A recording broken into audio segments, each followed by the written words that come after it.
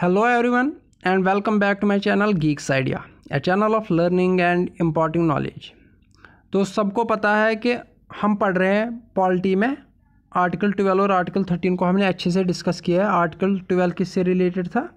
Article 12 था related to state, definition of state. Article 13 था inconsistent laws, यानी कि laws inconsistent with fundamental rights. वो भी हमने अच्छे से क्लियर किया कि कौन कौन सा law inconsistent, null and void माना जाएगा अगर वो इनकंसिस्टेंट होगा विद फंडामेंटल राइट्स। अब पढ़ना है आगे बढ़ के आर्टिकल 14 जो रिलेटेड है, वो किससे रिलेटेड है आगे देखते हैं। तो आगे देखने से पहले please subscribe to my channel और वीडियो को लाइक और शेयर ज़रूर कीजिए। तो आइए देखते हैं आर्टिकल 14 किससे रिलेटेड है। आर्टिकल 14 है related to right to equality. Right to equality ये क्या बोलता है?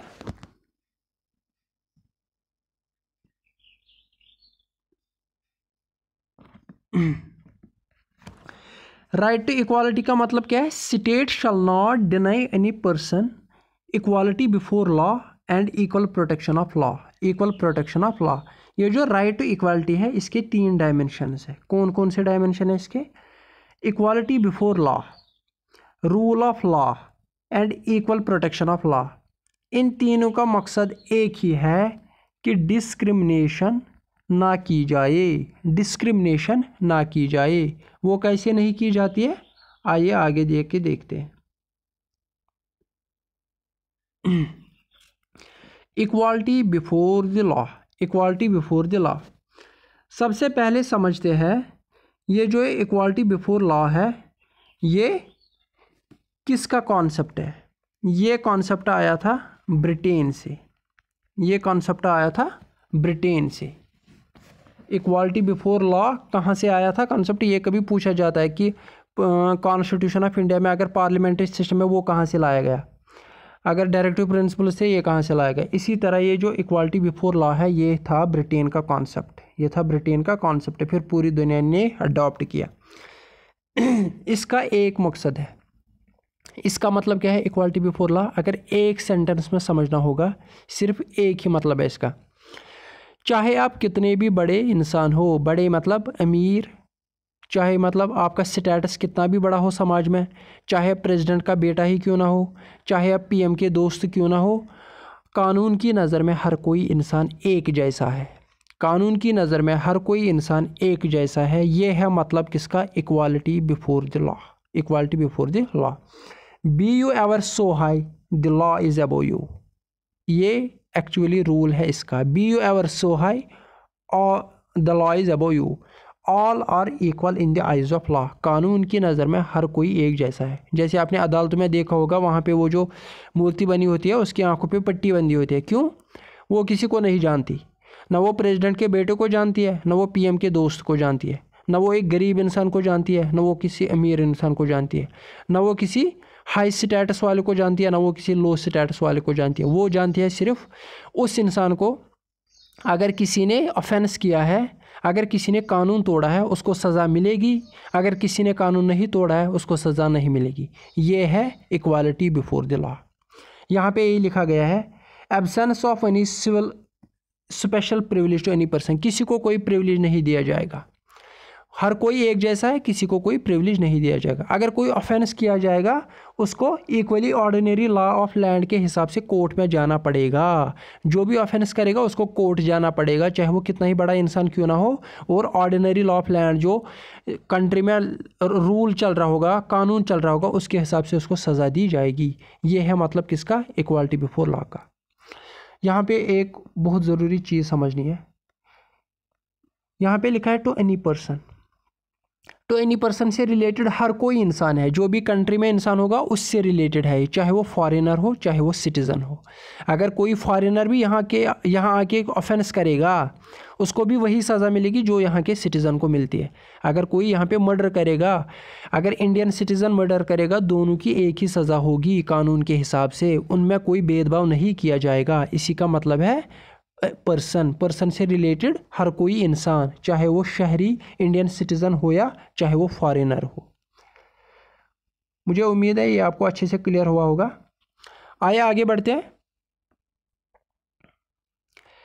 Equal protection of the laws. Equal protection of the laws सबसे पहले समझते हैं ये कहाँ से आ गया। ये है अमेरिकन कॉन्सेप्ट। ये है अमेरिकन कॉन्सेप्ट। अमेरिका का कॉन्सेप्ट क्या है? Equal protection of the laws. Equal protection of the laws, ये याद कीजिए। इक्वालिटी बिफोर लॉ ब्रिटेन का है, equal protection of the laws America का है। इसका मतलब क्या है? Equality of treatment under equal circumstances. यहाँ पे ध्यान रखना, equal circumstances, similarly situated, like. हर कोई इंसान जिसकी एक जैसी सर्कमस्टेंसेस होंगे, हर कोई इंसान जिनके इक्वल सर्कमस्टेंसेस होंगे, जिनका स्टेटस एक जैसा होगा, उनको अलाइक ट्रीट किया जाएगा, इनको इक्वली ट्रीट किया जाएगा। और जिनकी सर्कमस्टेंसेस डिफरेंट होगी उनको वैसे ही ट्रीट किया जाएगा। अभी तक हम बोलते इक्वली ट्रीट करेंगे, अब हमने क्लासिफिकेशन कर दी। ये क्या मसला है? मसला एक मिसाल से समझाता हूँ। आप सबको पता है जब रिक्रूटमेंट होती है गवर्नमेंट जॉब्स में या कहीं पे भी, वहाँ पे हमने देखा होगा जनरल कैटेगरी, SC ST और दूसरी कैटेगरीज, सबको पता है। जनरल कैटेगरी हम तो अभी बोल रहे थे भेदभाव नहीं होना चाहिए। अगर रिक्रूटमेंट करनी थी हर किसी को एक जैसे करते। SC ST को रिजर्वेशन क्यों मिलती है? उनको एज में रिलैक्सेशन, उनको सीट्स में रिलैक्सेशन। ये बाइक ऐसा क्यों? अभी तक तो हम पढ़ रहे थे इक्वालिटी इक्वालिटी, अब क्यों डिस्क्रिमिनेशन? मसला एक है, जनरल कैटेगरी के लोग जो है उनकी सर्कमस्टेंसेस अलग है, SC ST के लोगों की सर्कमस्टेंसेस अलग है। सर्कमस्टेंसेस मतलब SC ST के लोग जो ट्राइबल एरियाज़ के लोग थे उनको वो सहूलियात नहीं मिलती थी जो हम लोगों को मिलती थी, जनरल कैटेगरी के लोगों वालों को। जो शहरों और कस्बों में रहते थे उनको बहुत ज़्यादा सहूलियात मिलती थी, लेकिन ट्राइबल एरियाज़ के लोगों को वो सहूलियात नहीं मिलती थी, जिसकी वजह से वो सोसाइटी में लैग करने लगे, पीछे रहने लगे। तो उनको मेन स्ट्रीम में इक्वल करने के लिए उनको कुछ रिजर्वेशन दी जाती है। ये रीज़नेबल रिजर्वेशन है, ये रीज़नेबल क्लासिफिकेशन है। उनके साथ भेदभाव नहीं किया जाता या हमारे साथ भेदभाव नहीं किया जाता, बल्कि उनकी सर्कमस्टेंसेस की बुनियाद पे उनके साथ व्यवहार किया जा रहा है। जनरल कैटेगरी के लोगों की सर्कमस्टेंसेस अलग है, SC ST के लोगों की सर्कमस्टेंसेस अलग है, उसी हिसाब से उनके साथ ट्रीट किया जाता है।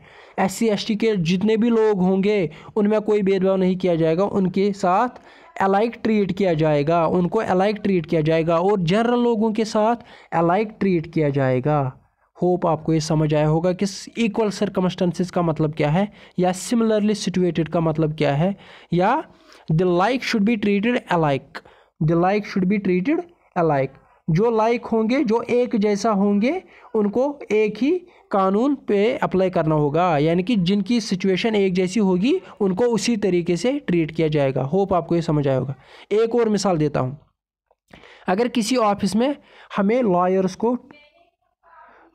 को क्या करना है? लॉयर्स को हायर करना है। तो हमने रखी है क्वालिफिकेशन, मिनिमम क्वालिफिकेशन LLB। अब कुछ लोगों की क्वालिफिकेशन होगी LLB, लेकिन कुछ लोगों की क्वालिफिकेशन होगी LLB, BSc या हायर डिग्री PhD। अब ये जो खाली सिर्फ LLB वाले हैं इनकी सर्कमस्टेंसेस अलग है, और जिनकी हायर क्वालिफिकेशन इनकी सर्कमस्टेंसेस अलग है। इनको कभी, ये जो हायर पोस्ट वाले हैं इनको आगे जाके ज़्यादा, इनके साथ ये भी रखा जा सकता है, इनको प्रमोशन जल्दी मिलेगी क्योंकि हायर क्वालिफिकेशन है, और LLB वालों के साथ इसी के साथ ट्रीट किया जाएगा क्योंकि उनकी सिचुएशन ही अलग है, उनकी सर्कमस्टेंस अलग है। लेकिन अगर LLB के बेसिस पे कुछ करना होगा तो फिर वो सबके साथ सेम होगा। अगर LLB की बुनियाद पे प्रमोशन करनी होगी तो फिर वहाँ पे BSc PhD कुछ नहीं चलेगा, क्योंकि इनके पास चाहे PhD हो या ना हो लेकिन LLB तो है। वही हो गया इक्वल सर्कमस्टेंसेस। अगर LLB की बुनियाद पे प्रमोशन मिलेगी तो LLB सबके पास है, वहाँ पे BSc PhD कुछ मैटर नहीं करेगा। अगर हायर एजुकेशन की बुनियाद पे प्रमोशन मिलेगी तब जाके ये अलग बन जाते हैं, ये अलग बन जाते हैं। LLB वाले अलग और जिनके पास हायर एजुकेशन वो अलग बन जाते हैं। होप आपको ये समझ आया होगा कि इक्वल प्रोटेक्शन का, इक्वल सर्कमस्टेंसेस का मतलब क्या है। इक्वल सर्कमस्टेंसेस का मतलब क्या है? सुप्रीम कोर्ट ने इसके बारे में कुछ बोला है। सुप्रीम कोर्ट ने इसके बारे में कुछ बोला है। Supreme court held that where equal and unequal are treated differently. अब हमने क्या किया, हमने की क्लासिफिकेशन, हमने कुछ लोगों को अलग कैटेगरी में रखा, कुछ लोगों को अलग कैटेगरी में रखा। क्या हमने ये मज़हब की बुनियाद पे किया? नहीं।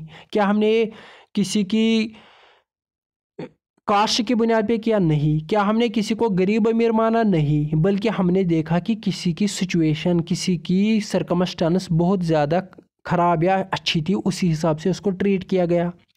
सर्कमस्टेंसेस की बुनियाद पे हमने ट्रीट किया, यानी कि हमने क्या की, हमने की रीजनेबल क्लासिफिकेशन, ना कि हमने की क्लास लेजिस्लेशन। क्लास लेजिस्लेशन का मतलब होता है कि अमीरों के लिए अलग लॉ, गरीबों के लिए अलग लॉ, एससीज के लिए अलग लॉ, एसटीज के लिए अलग लॉ, इसी तरह। यानी कि बल्कि अगर लेजिस्लेशन पार्लियामेंट में कानून बनाया जाता है वो हर किसी के लिए होता है, जो भी कंट्री में रहता है हर किसी के लिए होता है। फिर अगर हम कुछ रिजर्वेशन या कुछ एक्सेप्शन डालते हैं वो on the basis of reasonable classification होती है, रीजनेबल क्लासिफिकेशन होती है। होप आपको ये समझ आया होगा, ये बहुत ज़रूरी है। Class legislation is forbidden. Class legislation हम नहीं कर सकते, हम क्लास की बुनियाद पे भेदभाव नहीं कर सकते, बल्कि हम रीजनेबल क्लासिफिकेशन कर सकते हैं। उनकी सिचुएशन थोड़ी डिफरेंट है, उनको डिफरेंटली ट्रीट किया जाएगा। होप आपको ये समझ आया होगा। तो फिर चलिए आगे बढ़ते हैं। इसके बाद है rule of law. Rule of law जो इक्वालिटी बिफोर लॉ है वो इसी का कॉन्सेप्ट है। रूल ऑफ लॉ जो है उसी से निकलता है इक्वालिटी बिफोर लॉ, जो कि ब्रिटेन का कॉन्सेप्ट था। उससे क्या निकलता है? Rule of law. ये एवी डाइसी ने दिया था। किसने दिया था? ये ब्रिटिश का जूरिस्ट था, वहीं उसी ने दिया था। एवी डाइसी इसका नाम था, एवी डाइसी। इसने दिया था rule of law. Rule of law का मतलब क्या है? No man is above the law. जो मैंने भी बोला, कोई भी इंसान कानून से बढ़कर नहीं है। वट एवर हिज कंडीशन और rank is subject to the ordinary law of land. चाहे वो कितना ही बड़ा समाज में उसका कितना ही बड़ा रुतबा क्यों ना हो, चाहे उसका स्टेटस कितना ही बड़ा क्यों ना हो, चाहे वो कितना ही बड़ा अमीर क्यों ना हो, करोड़पति क्यों ना हो, अगर उसने कोई कानून तोड़ा उसको भी कोर्ट में ऑर्डिनरी लॉ ऑफ लैंड के हिसाब से फैसला सुनाया जाएगा। यानी कि लॉ ऑफ लैंड हर किसी के लिए सेम है। It means absence of arbitrary power. इसमें जो रूल ऑफ लॉ है इसमें तीन कॉन्सेप्ट्स आते हैं। एक कॉन्सेप्ट क्या है? Arbitrary power of government. जो आर्बिट्रेरी पावर ऑफ गवर्नमेंट है वो नहीं है। यहाँ पे गवर्नमेंट की तानाशाही नहीं चलेगी, बल्कि क्या चलेगा? Supremacy of law. Supremacy of law. No man can be punished except for a breach of law. किसी इंसान के साथ कोई सज़ा नहीं दी जाएगी, किसी इंसान को कोई सज़ा नहीं दी जाएगी तब तक जब तक वो कानून नहीं तोड़ेगा। अगर वो गवर्नमेंट के ख़िलाफ़ कुछ बोलता है तो गवर्नमेंट ये नहीं कि मेरे ख़िलाफ़ क्यों बोला, तुम आओ जेल में डाल दो, नहीं, ऐसा नहीं चलेगा। तब तक वो उसके साथ कोई हाथ नहीं लगा सकता जब तक वो कानून नहीं तोड़ेगा। अगर वो कानून के दायरे में रह के हर कोई काम करता है उसको कोई छेड़ नहीं सकता। ये है रूल ऑफ लॉ का पहला कानून। दूसरा कानून क्या है? दूसरा कानून है इक्वालिटी बिफोर द लॉ। जो अभी हमने पढ़ा equality before law that equal subjection of all citizens to ordinary law of land. हर किसी को कोर्ट के हिसाब से चलना होगा। अगर कुछ प्रॉब्लम होगी कल को कोर्ट सुनाएगा फैसला as per the ordinary law of land. जो कानून बनाए होंगे उस पर फैसला कौन सुनाता है? कोर्ट। उसी हिसाब से हर किसी इंसान पे फैसला सुनाया जाएगा। यह है इक्वालिटी बिफोर लॉ जो हमने अभी पढ़ा। इसके बाद है the primacy of rights of the individual. ये बहुत ज़रूरी है, यहाँ पे ध्यान रखना। The primacy of the rights of the individual that is the constitution is the result of the rights of the individual as defined and enforced by the courts of law. ये समझा रहा है हमें कि जो कॉन्स्टिट्यूशन वजूद में आता है वो कैसे आता है? वो ऐसे आता है कि जब किसी इंसान के राइट्स पे कोई फैसला सुनाता है कोर्ट या उसको एनफोर्स किया जाता है तब जाके कॉन्स्टिट्यूशन बनता है। यानी कि इंसान आपस में डिसाइड करते हैं कि ये मेरा राइट है, ये मेरा राइट है। फिर उसके बाद कोर्ट उसको एनफोर्स भी करता है उस राइट को, या उस पर कोई फैसला सुनाता है, तब जाके वो कॉन्स्टिट्यूशन में आ जाता है। तब जाके वो कॉन्स्टिट्यूशन आ जाता है, ना कि कॉन्स्टिट्यूशन से इंडिविजुअल के राइट्स निकलते हैं। ये कौन बोल रहा है? ये बोल रहा है एवी डाइसी। ये बोल रहा है एवी डाइसी। ब्रिटेन में भी ऐसे ही चल रहा है। वहाँ पे कॉन्स्टिट्यूशन को सोर्स ऑफ राइट्स नहीं माना जाता। कॉन्स्टिट्यूशन को source of rights, individual rights नहीं माना जाता। ये बहुत ज़रूरी पॉइंट है, ये याद रखना है। ब्रिटेन में कॉन्स्टिट्यूशन को सोर्स ऑफ राइट्स नहीं माना जाता। अब रही इंडियन सिस्टम की बात। इंडियन सिस्टम में कॉन्स्टिट्यूशन को सोर्स ऑफ राइट्स माना जाता है। अगर किसी इंडिविजुअल को अपने राइट्स का सोर्स मानना होगा, वो कॉन्स्टिट्यूशन के पास जाएगा। वो देखेगा मेरे कॉन्स्टिट्यूशन में मेरे पास कौन कौन से राइट हैं, मेरे कॉन्स्टिट्यूशन में मेरे पास कौन कौन से राइट है। अगर कल को कोई और राइट लाना होगा, वो भी एज़ पर कॉन्स्टिट्यूशन लाया जाएगा, वो भी एज़ पर कॉन्स्टिट्यूशन लाया जाएगा। तो यहाँ पे ध्यान रखिए, ये जो रूल नंबर 1 और रूल नंबर 2 है वो इंडियन सिस्टम पे अप्लाई हो जाता है। ये जो रूल नंबर 3 है, रूल नंबर 3 क्या है कि constitution source of individual rights नहीं है, ये इंडियन सिस्टम में अप्लाई नहीं होता है। बल्कि इंडियन सिस्टम में क्या है, the constitution is the source of individual rights. Constitution is the source of individual rights. Britain में लोग डिसाइड करते हैं राइट्स कौन बनेंगे कौन नहीं बनेंगे, फिर जाके वो कॉन्स्टिट्यूशन बन जाता है। होप आपको ये कॉन्सेप्ट यहाँ पे समझ आया होगा। तो फिर आगे बढ़ते हैं। अभी हमने पढ़ा था क्या, equal protection of law. Equal protection of law में हमने क्या किया था, हमने की थी डिफरेंशिएट। हमने इक्वल और अनइक्वल को ट्रीट किया था डिफरेंटली। क्यों, हमने की थी रीजनेबल क्लासिफिकेशन। यहाँ पे वही मैंने लिखा है, article 14 permits reasonable classification but forbids class legislation. The courts are evolved and the principle that if some differentiation is based on rational classification it is not regarded as discrimination। अगर कोई classification on the basis of rational किया जाएगा, उसको discrimination नहीं माना जाएगा।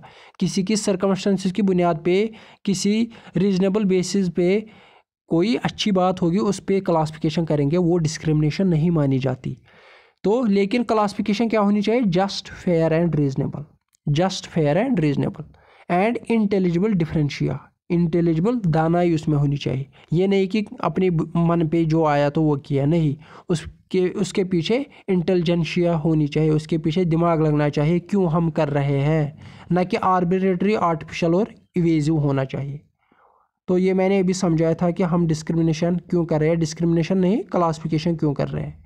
Hope आपको ये समझ आया होगा। अब बहुत ज़रूरी पॉइंट है यहाँ पे, आर्टिकल 14 में कहीं पे नहीं लिखा है नेचुरल हियरिंग। आर्टिकल 14 में कहीं पे नहीं लिखा है नेचुरल हियरिंग, लेकिन जब हम आर्टिकल 14 को अच्छे से समझते हैं, उससे ये बात निखर के आती है कि हर किसी इंसान को ये राइट देना चाहिए, अगर उसने ऑफेंस किया है उसको भी सुनना चाहिए, उसकी बात भी सुननी चाहिए। इसलिए हम एक क्रिमिनल को भी लॉयर प्रोवाइड करते हैं। अगर हमारे पास सबूत भी होगा कि उसने कानून तोड़ा है, फिर भी हम उसको लॉयर देते हैं। क्यों, इसको बोलते हैं कानून of natural hearing, rule of natural hearing. इसका मतलब क्या है, no person shall be condemned unheard and every person shall be given a reasonable opportunity of being heard. हर किसी को हमें सुनना चाहिए, गलती क्यों की, क्या वजह थे, क्या कोई प्रॉब्लम मत थी, ये सब हमें सुनना चाहिए। ये है रूल ऑफ नेचुरल हियरिंग। ये इम्प्लिसिट है किसमें, आर्टिकल 14 में। इम्प्लिसिट मतलब उसमें ये निखर के आता है, बल्कि नेचुरल हियरिंग की टर्म नहीं है, लेकिन उसमें से खुद निकल के आता है, खुद समझ आता है। जब इंसान अच्छे से समझेगा तब ये जाके खुद समझ के आता है, खुद निखर के आता है वहाँ से कि आर्टिकल 14 में नेचुरल हियरिंग भी प्रोवाइड किया गया है। गाइज हमने अब ये पढ़ा, अब हम आगे जाके थोड़े से एक्सेप्शंस पढ़ते हैं। आर्टिकल 14 से रिलेटेड जो भी एक्सेप्शन है वो हमें पढ़ने हैं। एक्सेप्शन कहाँ कहाँ पे है। तो गाइज एक्सेप्शंस कहाँ कहाँ पे, डायरेक्टली मैं बोलूँगा प्रेसिडेंट और गवर्नर को। प्रेसिडेंट एंड गवर्नर के खिलाफ कोई भी प्रोसीडिंग्स, कोई भी क्रिमिनल और सिविल प्रोसीडिंग नहीं की जाएगी। कोई भी criminal and civil proceeding institute नहीं की जाएगी जब तक उनकी टर्म होगी। उन पे कोई केस नहीं किया जाएगा। लेकिन यहाँ पे एक्सेप्शन एक है, अगर सिविल प्रोसीडिंग होगी उसको 2 महीने पहले नोटिस दी जाएगी, उसके बाद उस पर कार्रवाई की जा सकती है in case of civil proceedings. ये बात ज़रूरी है गाइस, बहुत ज़रूरी। In case of civil proceedings आपको पहले 2 महीने पहले नोटिस भेजनी है, उसके बाद आप स्टार्ट कर सकते हो। लेकिन क्रिमिनल प्रोसीडिंग टोटली नहीं कर सकते ड्यूरिंग हिज टर्म, वो उसके बाद की जाएगी। इसी तरह पार्लियामेंट में या स्टेट लेजिस्लेचर में बहुत सारी प्रोसीडिंग्स होती है, बहुत सारी सभा होती है, बहुत सारे सेशंस होते हैं, उनके खिलाफ उनके बारे में अगर कोई रिपोर्ट में लिखेगा, अगर कोई पब्लिकेशन करेगा, अगर कोई न्यूज़पेपर उनके बारे में लिखेगा, लेकिन वो सच होगा, कोई फॉल्स रिपोर्ट नहीं लिखेगा, ट्रू रिपोर्ट लिखेगा, उस पर भी कोई किसी को केस नहीं कर सकता, उस पर भी कोई